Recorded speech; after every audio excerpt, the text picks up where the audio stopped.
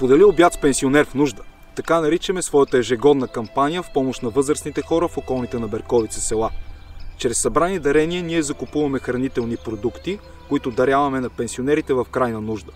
Тази година в навечерието на Коледа за пореден път ще посетим тези села.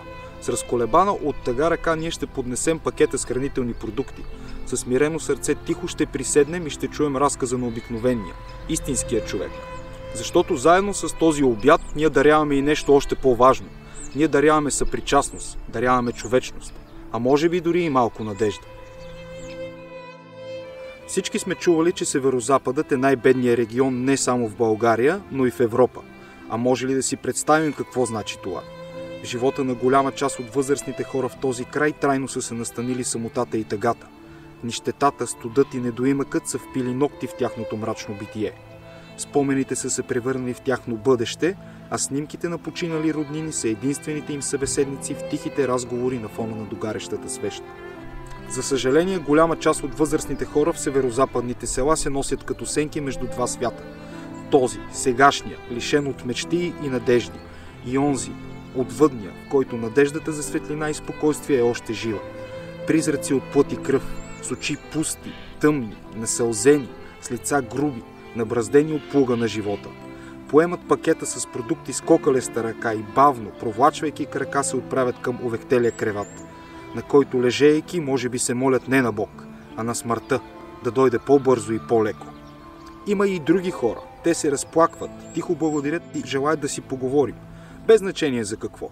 Просто да си поговорим. Да поседим с тях поне за минута, да видят чуждо лице, да чуят говор, да усетят друго човешко същество.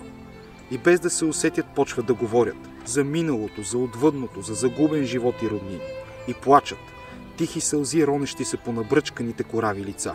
Тихи сълзи, падащи като остри кинжали върху нашите сърца. И в такъв момент ние рухваме, натъжаваме се. Видели това, възрастните хора се усмихват. Пред нас стоят изполини на вярата, надеждата и добротата. Няма и помен от онази тега и желание за смърт. Окуражават ни, че не е толкова зле, че всичко е само привидно, че сълзите са сълзи от щастие. Хора без надежда дават надежда. Емоционален шок, сблъсък на два свята, на два типа съзнание, на живот и смърт. През очите на тези хора ние погледнахме на живота по друг начин, неприсъщ за нашето време и поколение. Затова и тази година колите ни ще потеглят към планинските села.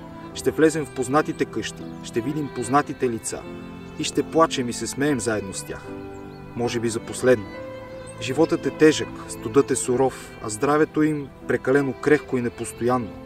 Ще имаме спомените, ще имаме надеждата, ще преоткрием себе си и ще накараме едно човешко същество да се усмихне. Убедете ни, че има нещо по-важно от това. Няма да успеете. Не и след като сте видели тези хора.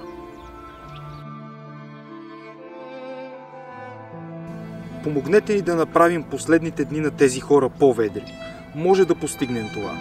Бъдете част от снопа слънчеви лъчи, който разкъсва сивотата на ежедневието. Бъдете промяната и надеждата, които желаем да видим в света. Бъдете положителните герои в приказката, наречена България.